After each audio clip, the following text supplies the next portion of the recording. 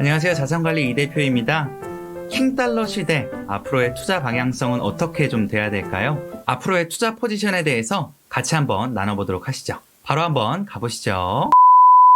네, 현재 원달러 환율이 1476원이 넘어가는 큰 폭의 강세를 좀 보이고 있죠. 제가 달러 관련된 영상에서도 언급을 드린 바가 있었는데요. 달러가 강세를 보이게 되면 증시는 어떻게 된다고 말씀을 드렸었죠? 네, 맞습니다. 증시는 큰 폭의 하락을 겪거나 되게 어려운 상황이 될 수 있다고 말씀드렸어요. 우리나라 증시 말씀드리는 겁니다. 실제로 그렇게 되고 있습니다. 코스피 지수, 코스닥 지수 연중 최저점을 계속해서 갱신하고 있고요. 엊그제는 코스피 지수가 2400선을 잠깐 깼다가 다시 올라온 상황까지 연출이 좀 되었었죠. 그럼 우리가 앞으로의 투자 포지션은 어떻게 가져가야 되고, 앞으로 이러한 상황에서 우리는 어떠한 투자를 좀 주로 해야 되는지는 영상 중간부에서 다시 한번 안내를 드리도록 하고요. 보통 이렇게 달러가 강세를 보이면 수출 관련된 기업들한테는 호재이기 때문에 강세를 보이거나 하는데, 오히려 그런 상황이 좀 연출이 되고 있지는 않은 것 같아요. 아무래도 트럼프 취임식이 이제 2025년 1월 6일이잖아요. 트럼프 이제 대통령 당선인께서 아무래도 고강도의 관세 정책이라든지 미국 최우선주의를 계속해서 이야기한 바 있다 보니 아무래도 그런 부분들이 주가에 선 반영이 좀 되고 있지 않나 라고 하는 생각이 좀 들고 있습니다. 대표적으로 현대차 같은 경우에는 대표적인 달러 환율로 인한 수출 수혜 종목 중에 하나이긴 한데요. 오히려 주가는 계속해서 하락세를 면치 못하는 모습을 보여주고 있습니다. 어찌되었건 달러가 앞으로도 계속해서 강세를 보일 것이냐 라는 의견에 대해서는 전문가들은 내년 초 정도까지는 달러가 아마 강세를 보일 수 있지 않을까라고 예상을 해보고 있습니다. 의외로 달러 가격이 지금 왜 이렇게 올라가고 있는지를 몰라 하시는 분들이 있어요.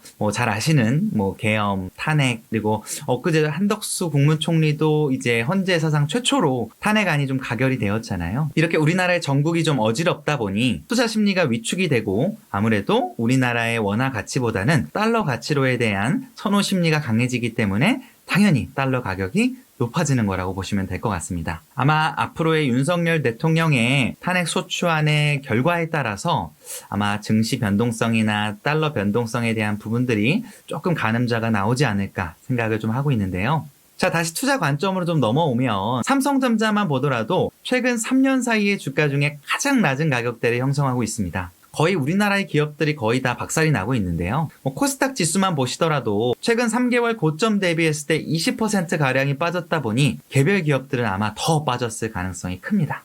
지금 시즌에는 미리 어떻게 보면 자산을 축적해 놓으셨거나 안전자산을 비축해 놓으셨던 분들에게는 박앤세일 구간이에요. 엄청나게 좋은 투자 기회로 적용할 수 있는데, 여기서의 문제점은 뭐냐면 투자를 하시는 분들 중에 대부분의 분들이 이 원칙을 지키지 않는다라는 거예요. 이 원칙이 뭐냐라고 했을 때 바로 자산 분배 원칙입니다.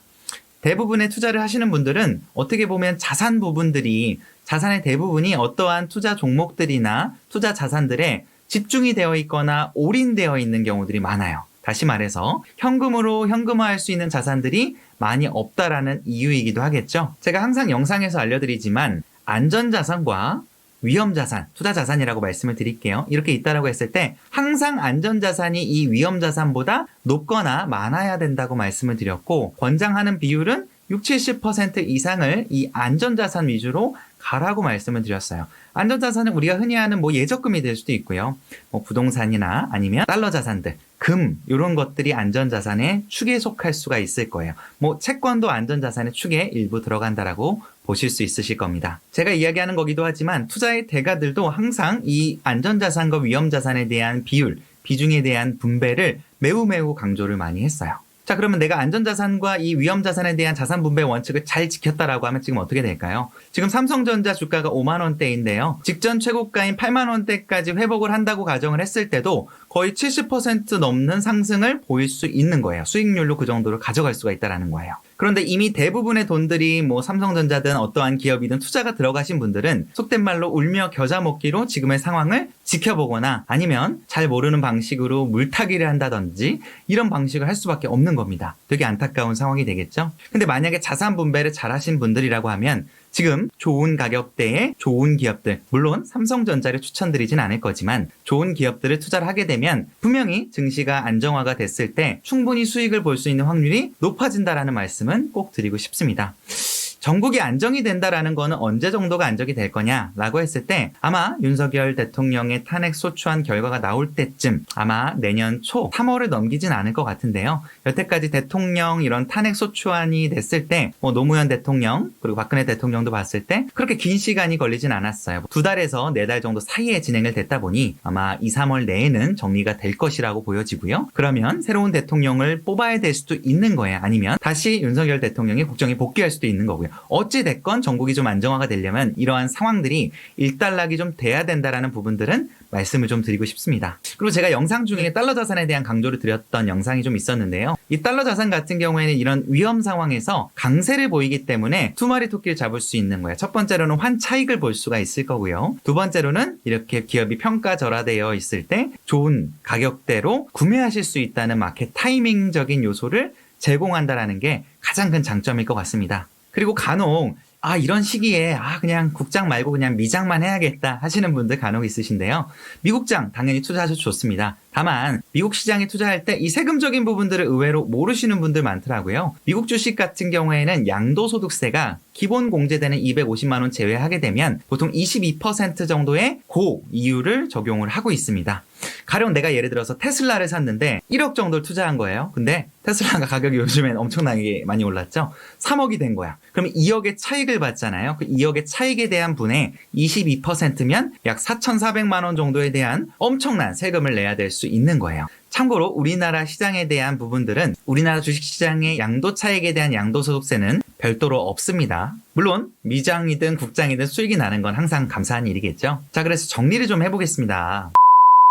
기존에 미리 안전자산 등에 대해서 비축해 놓으신 분들이 있다. 달러 자산이든 아니면 예적금이 됐던 금 자산이든 현금화가 가능한 자산이 있으신다라고 하면 그걸 어느 정도 비축해 두셨다가 증시가 지금 제가 봤을 때는 엄청나게 약세를 보이고 있는데 조금씩 적립식으로 어떠한 기업들, 가치가 있는 기업들에 투자해 보는 거는 너무나 좋은 투자라고 생각을 하고요. 다만 이 가치에 대한 부분들 그냥 아무 기업이나 투자하는 게 아니라 재무제표도 당연히 보셔야 되고요. 기업의 미래 가능성, 성장성 등을 보셔야 되는데 한 가지 팁을 드리자고 하면 향후 미래에 우리나라의 대통령이 될 수 있는 사람 혹은 아니면 트럼프의 주 정책들이 있을 거잖아요. 그 정책의 수혜를 볼 수 있는 기업들에 투자를 해보는 것도 매우 좋은 아이디어가 되실 수가 있으실 거예요. 그러면 일반적인 삼성전자 투자하는 것보다는 단언컨대 좋은 수익을 보실 수가 있으실 겁니다. 당연히 재무제표는 기반이 돼야 되겠죠.